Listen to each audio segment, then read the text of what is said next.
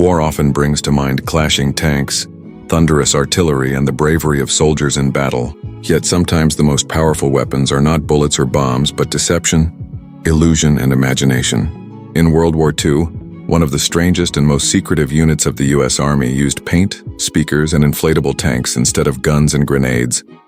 They became known as the Ghost Army, a mysterious force that fooled the Germans again and again, helping to shorten the war and save countless lives.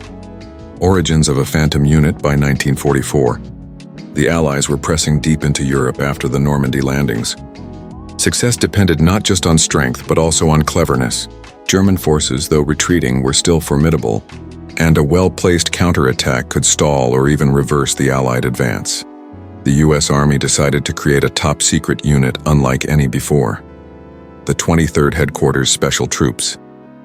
This 100-man group wasn't a conventional combat division. It was a traveling deception unit, trained to impersonate whole armies and divisions of tens of thousands. Instead of rifles, they carried art supplies, loudspeakers, and inflatable tanks.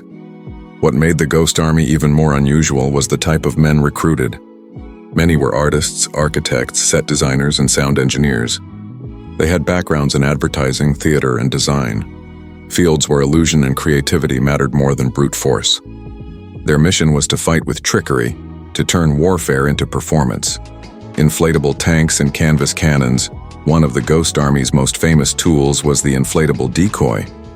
Imagine fields suddenly filled with Sherman tanks, trucks, artillery, and even aircraft, all made of rubber. These blow-up replicas could be carried by a few men, inflated within hours, and arranged to look like a formidable force from the air or distant observation posts. From a distance, German scouts couldn't tell the difference. Entire divisions of fake tanks appeared where none existed, convincing enemy commanders that Allied strength was concentrated in one area. Meanwhile, the real divisions could maneuver elsewhere unopposed. To complete the illusion, the Ghost Army also used dummy artillery, wooden bridges, and camouflage netting. They carefully staged their scenes like set designers preparing for a play, knowing that German reconnaissance planes and spies were watching. Sonic warfare. The power of sound-visual trickery was only half the deception. The Ghost Army became masters of sonic warfare. Working with engineers from Bell Labs, they created huge libraries of sounds. Tank engines revving, trucks moving, soldiers shouting orders. These recordings were blasted through massive speakers mounted on jeeps. The sounds could carry for up to 15 miles, creating the impression of an advancing army where no soldiers actually stood. To a German patrol, hearing columns of tanks rumbling in the night must have been terrifying. The Ghost Army could simulate not just the presence of a division, but its movement, making it seem as if forces were massing for an attack or withdrawing to another sector. Radio trickery and impersonation deception in war often depends on communication. The Ghost Army had skilled radio operators who mastered the art of spoofing enemy intelligence. They imitated the radio traffic of real U.S. divisions, complete with call signs and patterns of chatter. To the Germans, it appeared as though entire divisions were in certain locations, when in reality they were hundreds of miles away. Sometimes, soldiers from the unit even dressed in the insignia of other divisions, drinking in cafes or casually speaking in towns where spies might be listening. This special effects acting gave weight to their illusions, turning rumors into believable intelligence. Famous operations over the course of the war, the Ghost Army staged more than 20 deception operations. Their performances were rarely glamorous but often decisive. One of their earliest major operations took place during the Normandy campaign.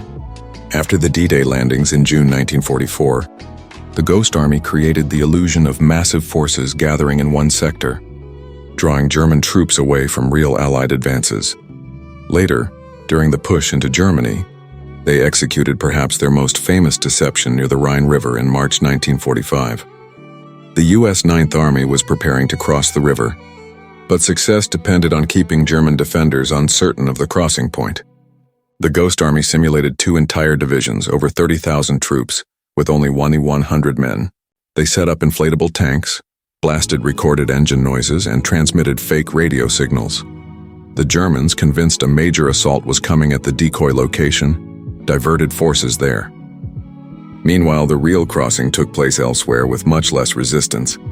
Military historians believe this operation alone saved thousands of lives and hastened the end of the war. Life inside the Phantom, Army for the men of the Ghost Army. The work was strange, dangerous, and often surreal. They lived close to the front lines, setting up inflatables and sound systems under threat of German artillery and air attacks. Yet they rarely fired shots themselves. Their mission was to deceive, not engage. Many of the soldiers were artists at heart. During quiet moments, they sketched landscapes, drew portraits, or kept illustrated journals. Some, like fashion designer Bill Blass and photographer Art Kane, went on to become famous in peacetime careers. The Ghost Army was a meeting place of creativity and cunning, where warfare merged with performance art. Despite the lighthearted tools of their trade, the danger was real.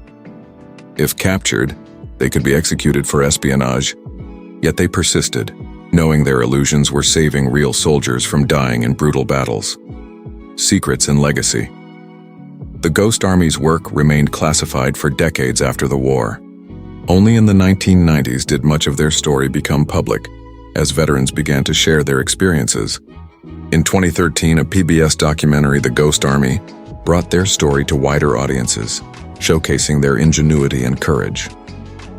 In 2022, long overdue recognition came when President Joe Biden signed legislation awarding the Congressional Gold Medal to the Ghost Army. This honor placed them among the most celebrated units of the war, finally acknowledging that their creativity was as valuable as firepower. The myth and the reality.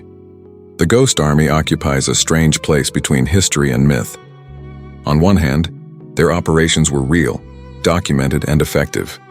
On the other hand, their methods, rubber tanks, sound effects, and staged performances feel almost unbelievable, as if conjured from a storybook or legend.